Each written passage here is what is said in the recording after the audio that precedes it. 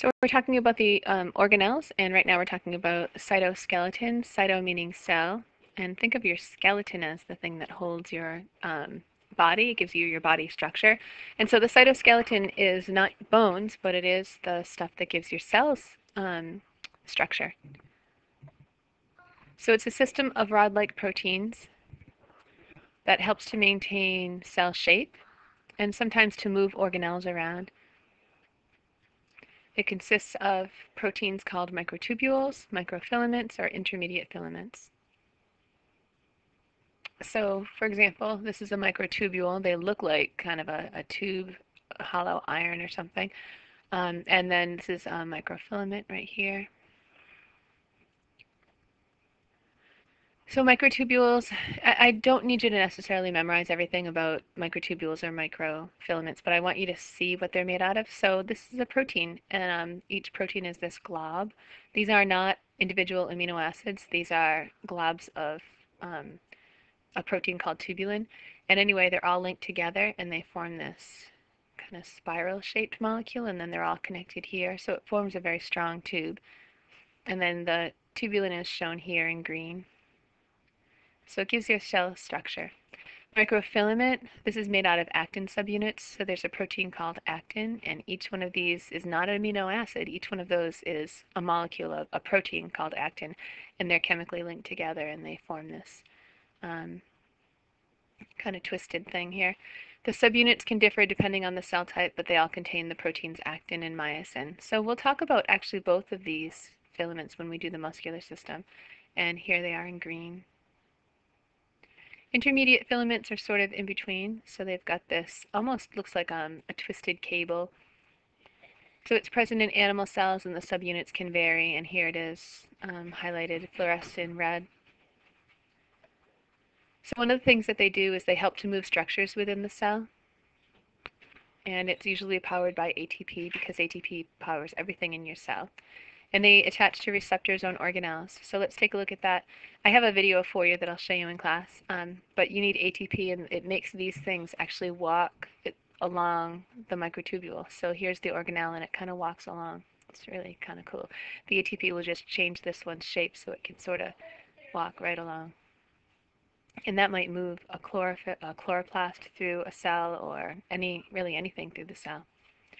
Here, as you can see, a bunch of them working together, all moving along. Centrioles are made of microtubules. So this is a centriole, that's a centriole. They're involved with animal cells for cell reproduction to organize the tubules that help separate out the chromosomes.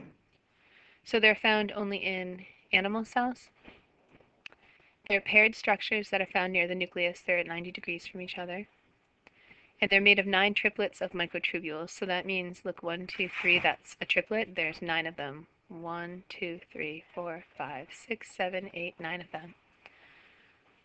And so here is a cell. And let's say the cell is out here. The nuclear membrane has gone away at this point. And what you're doing, this will be a unit that we'll do in another month or so. But here's a chromosome and another chromosome, and you're separating these chromosomes apart. And the thing that pulls them apart are these protein filaments, and they're all organized around this centriole, and here's another centriole pair. So in animal cells, the centrioles organize all these proteins that pull apart the chromosomes. In plant cells, they're also organized, but they're not organized around the centrosome.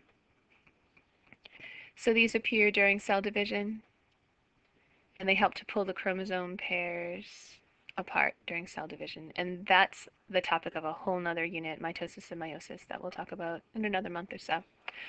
These things also form the basis of cilia and flagella in eukaryotes.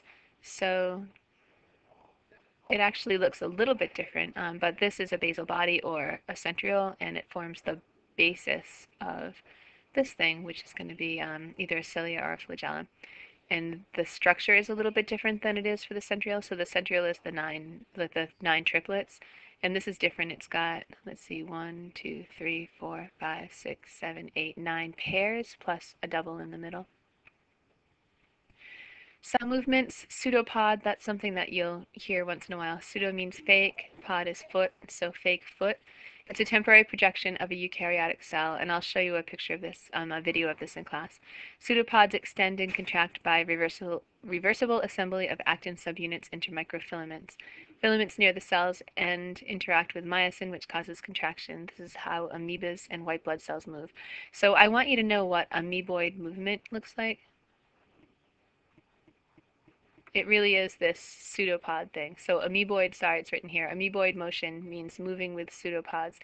And this is just a lot of words right now. It'll make a lot more sense when you actually see it. And here's the video that you can't see. I will put it on It's Learning though.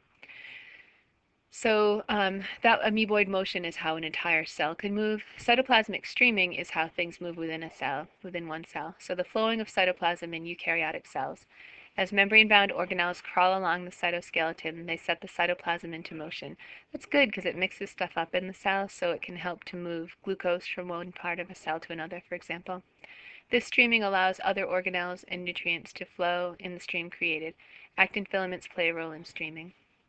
And you'll hopefully get a look at that when you look at Elodia, if we can do that during lab. And you can see that in sunshine, and you'll see the chloroplasts. There'll be the, well, pretend I drew it thick with a cell wall, like that.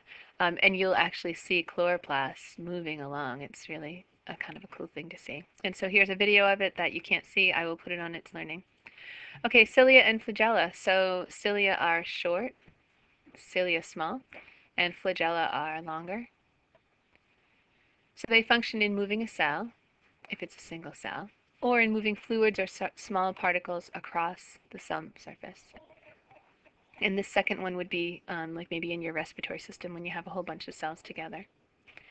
So you probably can't see this video, but anyway, what I have here are cilia moving one cell and a flagellum moving one sperm cell.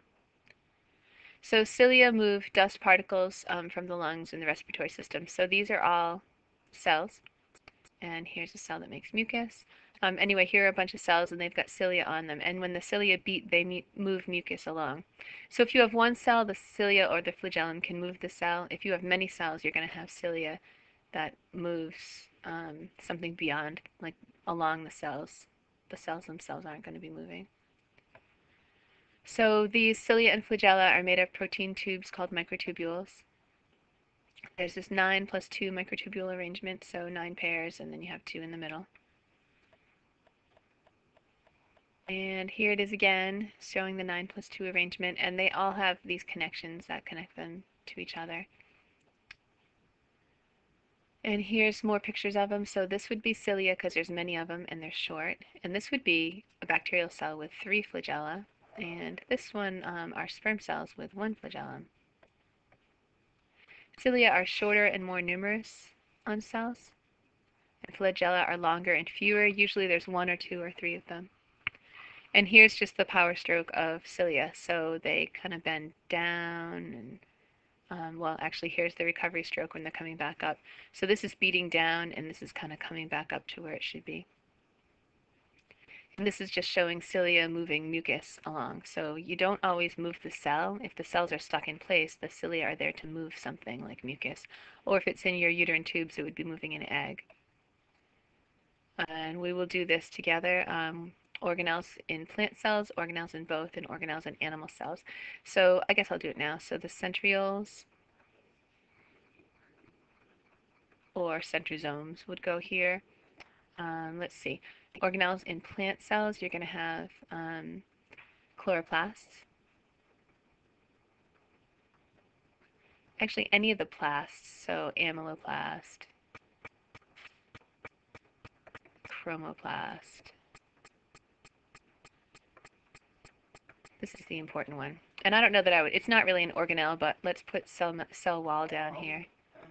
I'll be with you in a minute, Eric. Let's see. The central vacuole goes here. In both you have things like mitochondria. That's super important that you have the idea that that's in both animals and plant cells.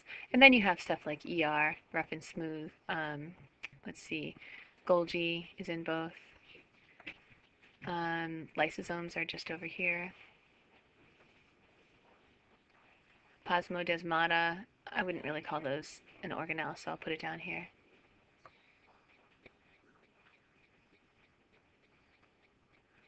Ribosomes are in both. I know I'm missing like two of them over here. Let's see. Centrioles, lysosomes. Cilia and flagella are more in animal cells, but there are certain plants that will have flagella. In general, you can put that in here. Cilia, flagella. I think that's the general gist of what I want you to know. What else am I missing? I'm missing stuff. Go back and figure it out. Oh, prokaryotes, eukaryotes, and both. This is super, super, super important. Okay, so that's something that's in both would be DNA. And another thing that's in both are ribosomes. Another thing in both would be the cell membrane. And they both have that group called the cytosol.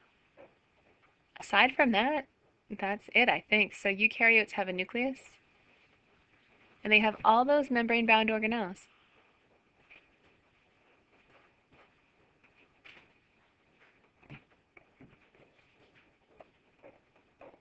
Like, for example, the endoplasmic reticulum, like the Golgi, like the mitochondria, etc., etc., etc.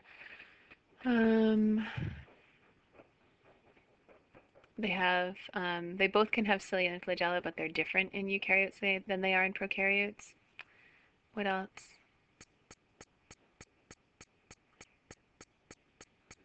I guess that's it. Some of them actually, you could put cell wall here, except not all eukaryotes have a cell wall.